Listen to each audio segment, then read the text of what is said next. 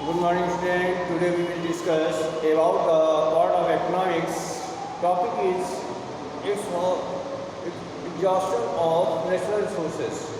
आज मैं natural resources के विश्लेषण के बारे में या उसके बाहर निकालने के बारे में जो है डिस्कस करेंगे कि आपको पता है जो हमारे नेचुरल रिसोर्सेज होते हैं वो हमारी अर्थ के नीचे होते हैं और उनको किस तरह से बाहर उनको निकाला जाता है। ठीक है, तो इसके बारे में एक एग्जाम्पल के तौर पे यहाँ पे दिया गया है कि किस तरह से जो है नेचुरल रिसोर्सेज को एग्जॉशन किया जाता है। तो आइए इसके बारे में जानते हैं। तो जैसे यहाँ पे क्रूड ऑयल का एग्जाम्पल लिया गया है। क्रूड ऑयल का एग्जाम्पल ऑफ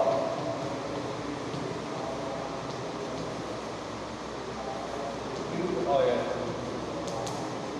क्रूड ऑयल का एग्जाम्पल दिया गया है जो कि मिट्टी का तेल, ये रिजर्व है। ये रिजर्व है।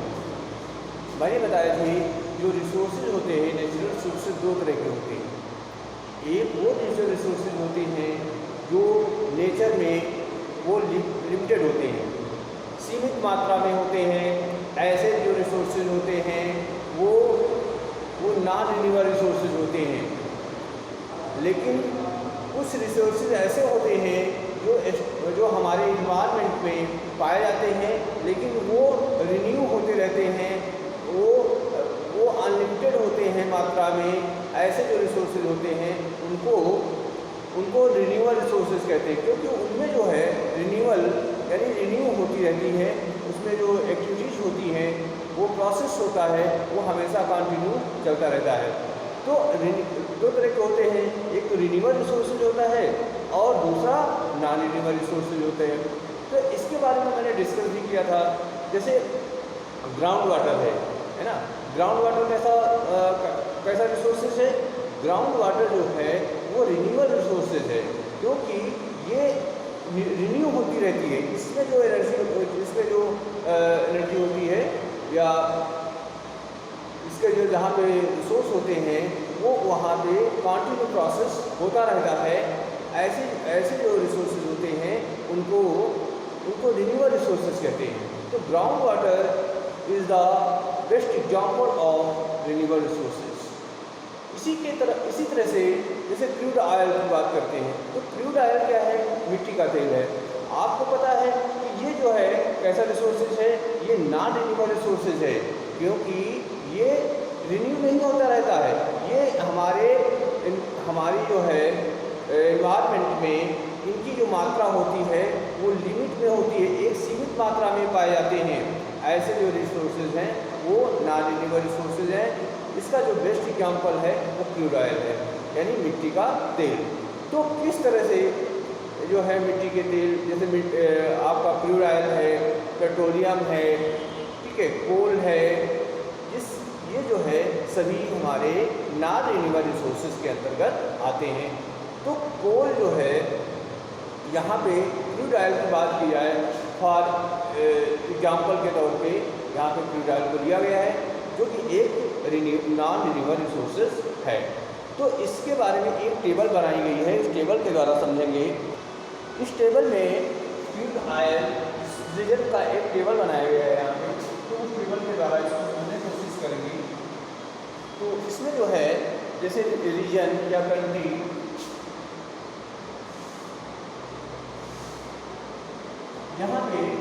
यहाँ पे सबसे पहले रीजन या कंट्री को लिखेंगे।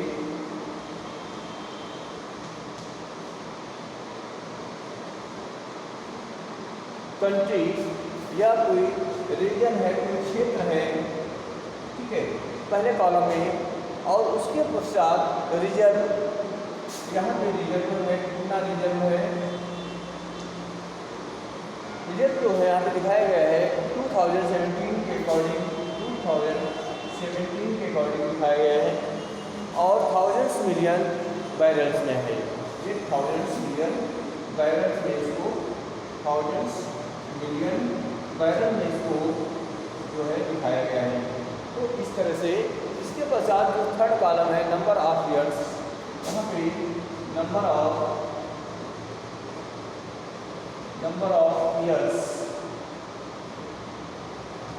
ऑफ ईयर्स यहाँ पे दिखाया गया है। Reserve will last, reserve will last, यानी ऐसे बात इसमें वो ईयर दिखाए गए हैं, संख्या दिखाई गई है नंबर ऑफ ईयर्स की, जहाँ जब तक जो है वो रिजर्व अंतिम रूप से समाप्त हो जाएंगे। तो अब यहाँ पे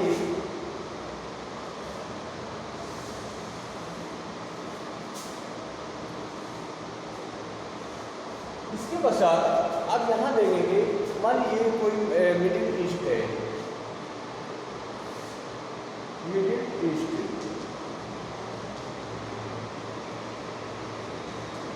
मिडिल ईस्ट है और इसमें जो है साथ में इसमें जो है रिजर्व कितना है 800 मिलियन बैरल यहाँ पे इसका रिजर्व है। इसके पश्चात इसका जो है कब समापन होगा, 70 ईयर्स के पश्चात जो है इसका लास्ट रिजर्व समाप्त हो जाएगा 70 वर्ष के बाद। इसके पश्चात इसी तरह से यूनाइटेड किंगडम है, यूनाइटेड स्टेट्स ऑफ अमेरिका,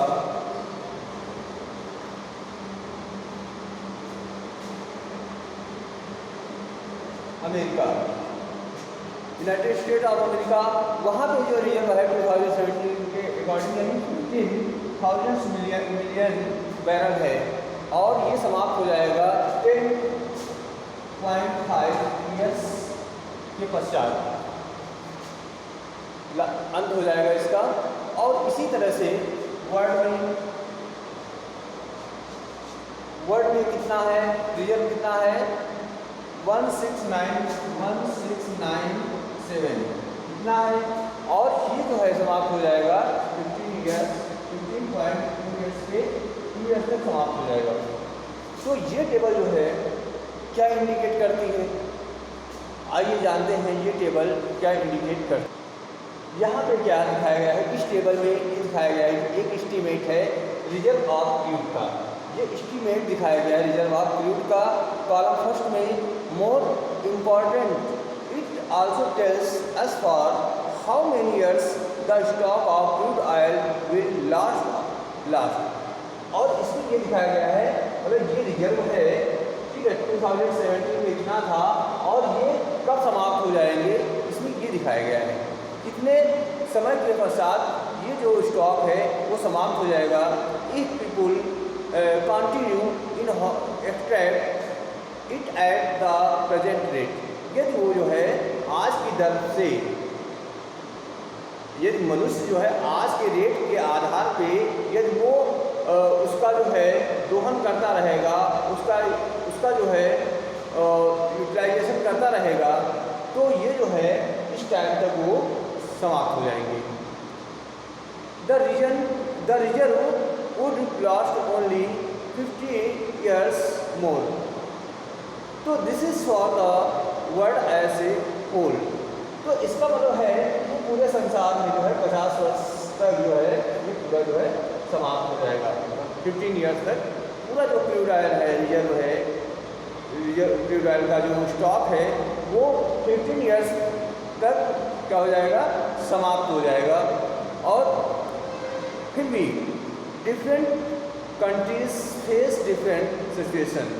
अब जब समाप्त हो जाएगा तो जो अलग अलग कंट्रीज हैं वो अलग अलग तरह की जो प्रॉब्लम्स हैं, सिचुएशंस हैं, उनको फेस करेगा।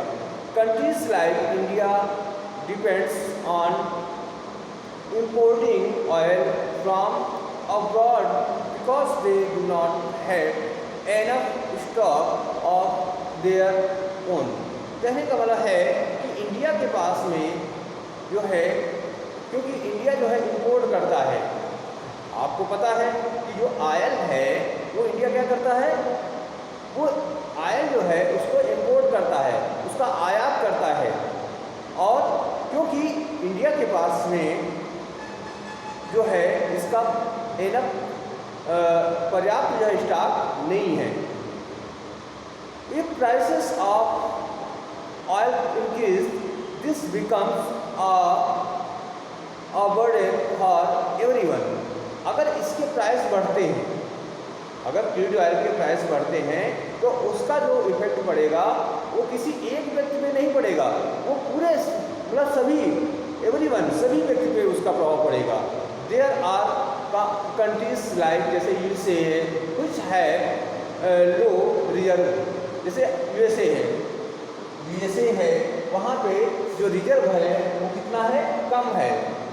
यूएसए का रिजर्व कितना है, 15,000 मिलियन बैरल है, लेकिन अब चूँकि लो है and hence want to secure oil through million और इकोनॉमिक पावर, लेकिन कम है, लेकिन वो जो है उसका जो है उसको सिक्योर करना चाहता है।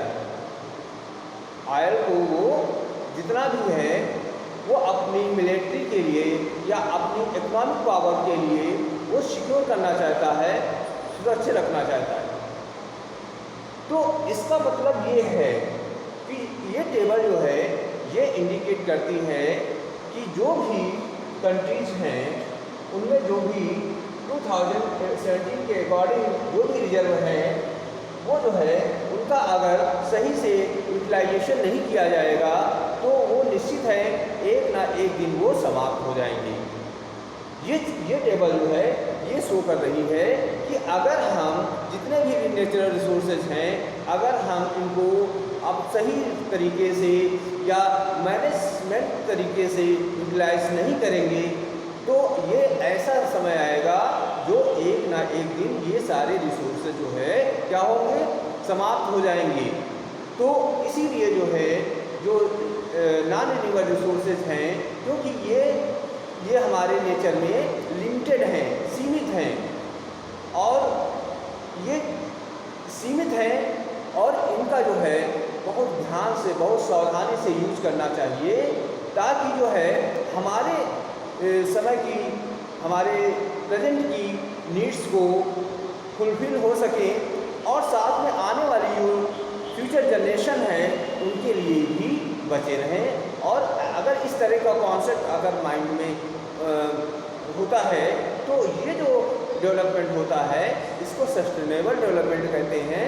और यही सस्टेनेबल डेवलपमेंट जो है यूएसए संयुक्त राष्ट्र अमेरिका का एक कॉन्सेप्ट था, ठीक है, कि हमें जो है अपने नेचुरल रिसोर्सेज को इस तरह से यूज करें कि हमारी जो वर्तमान की आवश्यकताएं हैं वो पूरी हो और साथ में उनको आगे फ्यूचर में आने वाली जनरेशन के लिए भी उनको सुरक्षित रखा जा सके और इसलिए उनको इस तरह से यूटिलाइज किया जाना चाहिए। तो इस तरह से ये टेबल ये शो करती है और नहीं तो ऐसा समय आएगा वो जो आपके रिजर्व हैं वो एक दिन समाप्त अवश्य हो जाएंगे। तो आई होप जो है ये चीज़ आपको समझ में आ गई होगी। तो इस तरह से हमें जो है अपने जितने भी रिसोर्सेज हैं उनका सही से यूटिलाइज करना चाहिए क्योंकि our future is related together, क्योंकि हमारा जो फ्यूचर है वो एक दूसरे से जुड़ा हुआ है। Sustainability of development is completely a new area of knowledge in which scientist. ये जो है कॉन्सेप्ट जो सस्टेनेबल डेवलपमेंट का है ये लोगों के जो हमारे साइंटिस्ट थे उनके ज्ञान का उनकी नॉलेज का एक नया क्षेत्र था, नया विचार आया था। और साइंटिस्ट ही नहीं, इकोनॉमिस्ट और फिलोसफर्स और and other social scientist are working together, साथ साथ मिलकर जो है इस विषय पर कार्य किया। तो in general the question of development of progress is permanent perennial at all times as members of society and individual. We need to ask where we want to go, what we wish to become and what our goals are. Show the debate on development context. It means कहने का मतलब है कि question जो है development का है, मैंने बताया था कि जो डेवलपमेंट है इट इज लॉन्ग